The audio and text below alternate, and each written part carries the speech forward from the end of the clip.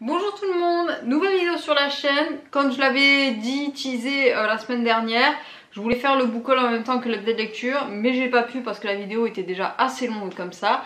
Donc voici mon book haul. Je vais vous présenter dans cette vidéo mes achats du mois de juin et il y en a pas mal. Je sais pas ce qui m'est arrivé ce mois-ci, j'ai pété un câble à un moment donné en allant en librairie. Mais que voulez-vous, c'est les aléas de la vie. Il y avait des achats prévus vu que c'était des sorties du mois de juin et d'autres achats complètement imprévus. Ce qui fait que ma palle commence à grossir, ça me fait un peu peur. Il va falloir que je commence à la vider, hein, voilà. Mais voilà, c'est avec un très grand plaisir que je vais vous présenter mes achats. Et c'est parti. Alors, je vais d'abord vous présenter les deux sorties que j'attendais pour le mois de juin. Tout d'abord, ceci, l'épouvanteur, le pacte de Slither, le 11e tome de Joseph Delaney de Bayard Jeunesse. C'est la continuité, voilà. C'est en fait la saga de l'épouvanteur est finie depuis un petit moment, depuis 2-3 ans je dirais. Et voilà, Bayard Jeunesse a commencé après petit à petit la parution en poche. Là c'est le tome 11 sur 15 ou 16, je sais plus trop. Donc voilà, c'était la sortie, il sortait début juin je crois, donc je me le suis acheté. J'adore la saga de l'épouvanteur, je l'aime beaucoup, elle a une place tout particulière dans mon cœur. Même si voilà, il y a certains tomes, c'est assez compliqué. Mais voilà, j'ai hâte de savoir comment va se terminer cette saga. Mais là, ce qui me fait un peu peur avec ce tome là, c'est que exit Tom, exit Alice, exit l'épouvanteur. Là on a d'autres persos, dont Slither du coup qui a l'air d'être un peu bizarre, être un mage Cabolos, je sais pas ce que c'est. Voilà, il y a d'autres personnages, c'est ailleurs, c'est pas dans le comté de ce que je semble comprendre. Donc bon, on va voir comment ça se passe. Je sais pas trop, il me fait un peu peur du coup parce que j'avoue que le tome 10, je sais plus trop comment il se terminait. Il y avait quelque chose avec Grimalkin je crois.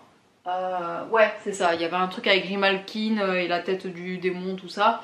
Je sais pas trop du coup où ça va en être, surtout qu'il y avait quelque chose avec Alice aussi dans le tome 10 d'avant, où bon je sais plus trop ce qu'elle devait faire de valeur en enfer je crois.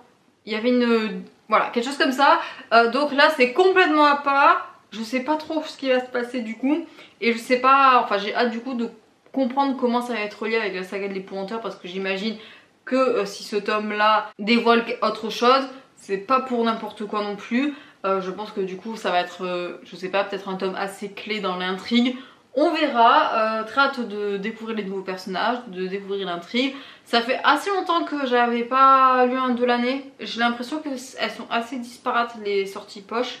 Il y en a peut-être, je sais pas, 2 ou 3 sorties par an. Ce qui fait que des fois c'est assez compliqué de se remettre dedans. Mais là voilà, ça faisait très longtemps que j'avais pas lu un épouvanteur. Donc très hâte, ça sera l'une de mes lectures d'été. J'espère vous en dire en bien, j'espère que ça sera pas un gros flop comme le tome 6, n'est-ce pas, hein, que j'avais détesté. Donc on verra, je croise les doigts pour que ce soit pas le cas, je vous en reparlerai très bientôt. Ensuite, la dernière sortie que j'attendais pour le mois de juin, c'est cette beauté, c'est cette pépite. Qu'il est beau, franchement. Alors on a beau détester Kim Lee de toute son âme, là quand même il faut se l'avouer, il est beau gosse. Bref, je vous présente le 11e tome de Fullmetal Alchemist édition perfecte chez Kurokawa par Hiromu Arakawa. Est-ce que je dois encore vous narrer comment dire, mon amour inconditionné pour Fullmetal Alchemist? Est-ce qu'il faut que je vous le rabâche encore une fois? Voilà, FMA, du pur bonheur, quel manga de fou furieux. Il est dans le top 3, top 1, enfin franchement c'est le shonen à lire par excellence. Voilà, il est trop bien, les problématiques, l'intrigue, les personnages, tout est bien, le dessin, c'est du fou furieux. Donc voilà, je me suis évidemment jetée sur le tome 11 dès qu'il est sorti. Je l'ai pas encore lu, j'attendais de finir mes lectures de juin, mais là comment vous dire que il va passer à la casserole, donc vous le verrez très certainement dans le prochain des lectures. Mais voilà, quel bonheur, quel beau gosse. Très hâte, voilà, je sais que de source sûre je l'ai feuilleté que on va voir Olivia Armstrong. Et Olivia Armstrong, comment vous dire que mon cœur va battre très fort quand ce personnage va arriver, parce que c'est l'un des personnages iconiques et que j'adore dans la saga. Donc voilà, très hâte de me replonger encore une fois dans l'intrigue de FMA via ces éditions qui sont juste voilà, de toute beauté, elles sont superbes. Il y a des pages couleurs, il y a des choses sur le hardback, comment elle a fait le manga et tout. Bref, ce sont des mines d'or, je les adore, je les aime beaucoup. Donc bon, je vous en parlerai très certainement dans la prochaine lecture. Mais sans surprise, ça va être un énorme coup de cœur de toute manière. Il va y avoir Olivia, donc comment vous dire, c'est même pas un coup de cœur, ça va être, c'est une bombe atomique. Donc très très hâte de vous en parler. Ensuite, pour rester dans la catégorie achat plus ou moins prévu entre guillemets, je me suis acheté le tome 3 de Grisha qui se nomme Ruin and Rising de Leigh Bardugo, toujours aux éditions Orion, parce que je l'ai en VO, je me le suis acheté encore une fois en anglais. Donc pour ceux qui ont vu mon update de lecture de la semaine dernière, vous allez me dire mais pourquoi elle a acheté alors qu'elle n'a pas du tout aimé le tome 2? Eh ben c'est parce que je veux, enfin je sais pas, je me mets le challenge de le lire en anglais. Donc comment dire, l'intrigue passe un peu à la trappe dans ces moments là parce que je suis tellement concentrée à lire en anglais et je me régale à lire en anglais. Vraiment c'est quelque chose que je pensais pas avoir au tout début quand je commençais à lire en anglais, mais là en ce moment c'est un réel plaisir de lire en anglais, donc franchement je me régale. Surtout qu'en plus je découvre des sagas parce que avant je lisais beaucoup Harry Potter en anglais et c'était quelque chose que je connaissais, donc ça me rassurait de lire quelque chose que je connaissais. Là pour le coup je ne connais pas du tout et voilà, je me régale tout autant, donc franchement pépite.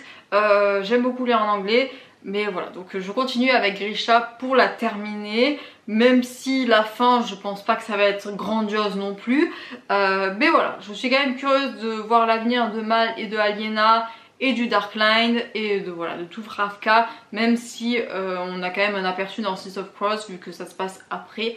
Donc voilà, après je me souviens plus trop de comment est Ravka à l'époque de Six of Crows, mais bon voilà, je vais le lire tout simplement. Je sais pas après si je vais en parler en bien ou en mal. Est-ce que j'attends quelque chose? Je ne dirais pas trop non plus. J'ai pas envie d'avoir des espoirs hauts comme je l'avais pour le tome 2 et d'être déçue à la fin. Là je vais juste le lire parce que voilà, j'ai envie de lire en anglais, et puis voilà, je me mets aucune pression, c'est pas grave s'il est pas bien, c'est pas quelque chose que voilà, je vais en faire un drame, et puis au pire, il y aura toujours la série, je pense, pour penser mon petit cœur déçu, on verra comment ça se passe, mais voilà, je me le suis acheté, et alors je vais pas le lire de suite parce que il me faut quand même du temps pour décanter le tome 2, mais voilà, peut-être d'ici la fin de l'année, je vous le représenterai. Voilà, je vais pas lire cet été, ça c'est sûr, mais voilà, très prochainement j'espère. Et puis voilà, j'espère que je vais pas attendre un an comme voilà, entre le tome 1 et le tome 2, parce qu'à un moment donné il faut finir les sagas, Claire. On en commence pas mal, il faut les finir après, donc ou au moins se mettre un jour. Donc voilà, Grisha, le tome 3 est dans ma palle, et voilà, donc on verra comment ça se passe. Ensuite, pour terminer avec les achats raisonnés, entre guillemets, les achats prévus, il y avait un livre qui me faisait l'œil depuis très longtemps et que voilà, je ne sais pas trop m'acheter parce que j'en ai pas mal dans ma palle, il faut arrêter. Mais c'est Les mots de l'imaginaire qui en a parlé il y a peut-être un mois ou deux, quelque chose comme ça. Et en général, quand elle parle en bien d'un livre, ça va me plaire. Et là, apparemment, ça avait l'air d'être assez pépite. Donc, sans grande surprise, le voici. Je vous présente le premier tome de Capitale du Sud, Le sang de la cité de Guillaume Chamanadjian, si je l'écorche pas, aux éditions Aux Forges de Vulcain. Voilà, je l'ai là, il est de toute beauté. Je sais pas trop de quoi ça parle. Surtout que y a une autre saga, une deuxième saga qui s'appelle Capitale du Nord, qui ferait que voilà, les deux sagas soient assez imbriquées l'une dans l'autre. Alors je sais pas du tout comment ça va se faire du coup, mais j'ai très hâte parce que ça m'intrigue vraiment beaucoup cette manière de faire. En plus c'est deux auteurs différents. Donc voilà, j'ai très hâte de me plonger dans ce premier tome. Il a l'air assez pépite, alors je sais pas du tout de quoi ça parle pour le coup. Je sais juste que c'est un héros qui va tomber sur un livre qu'il n'aurait pas dû, je crois.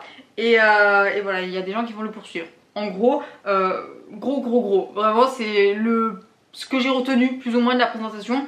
Après je sais pas trop du coup voilà, l'intrigue tout ça, mais finalement je veux pas trop en savoir parce que j'aime bien découvrir l'intrigue voilà, dans le livre et pas forcément dans le résumé. J'ai les grandes lignes de ce qui va se passer, on verra après, voilà, on verra.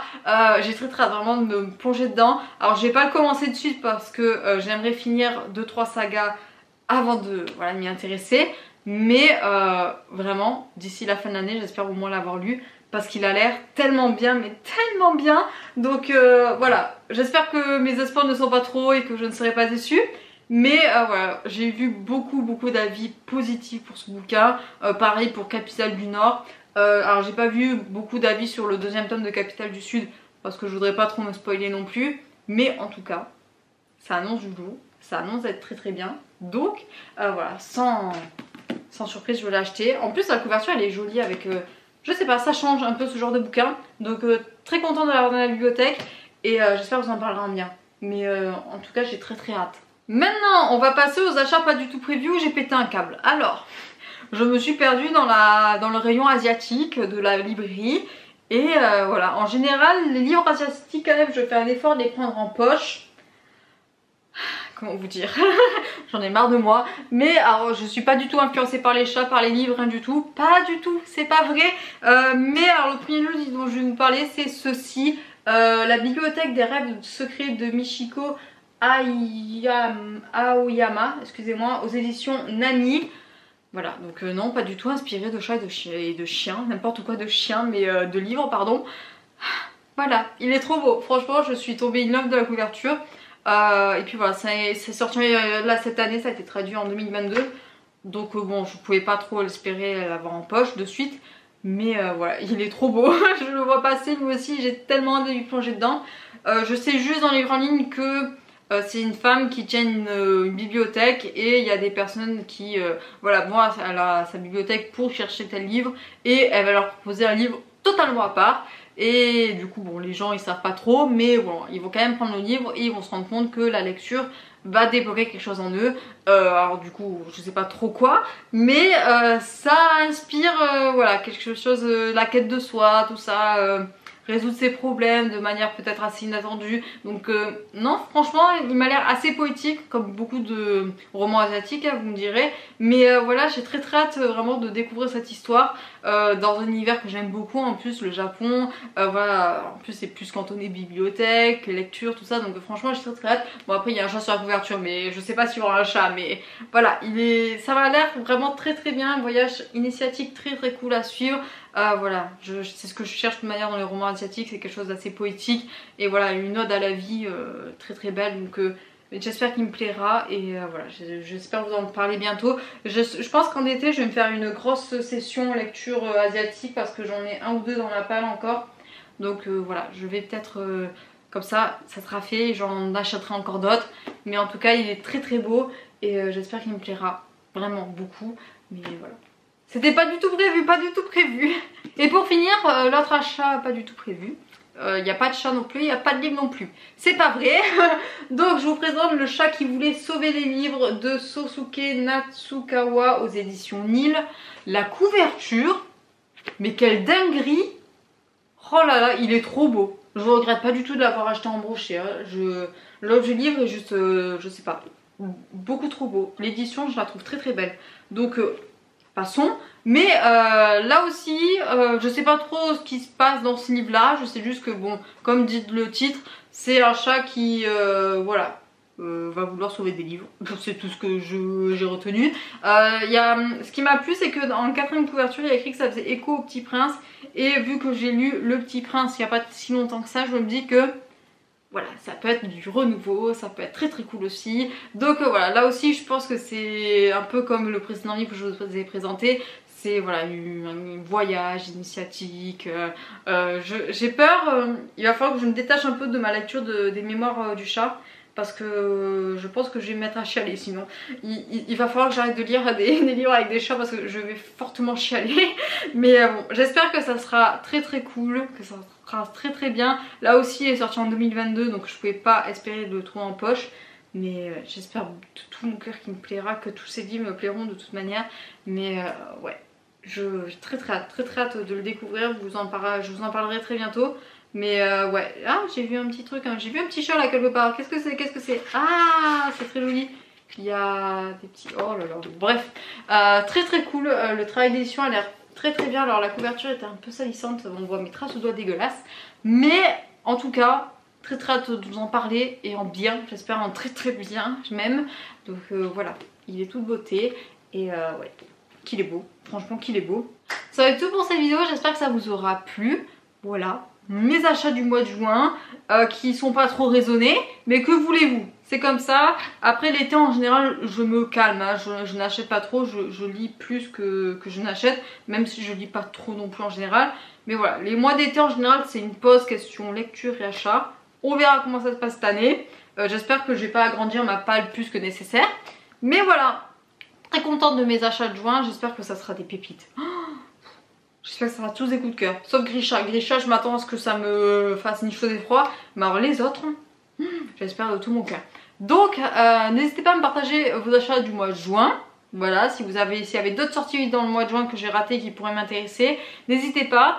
Mais voilà, sur ce, j'espère que tout va bien dans vos vies. Prenez soin de vous, c'est le plus important.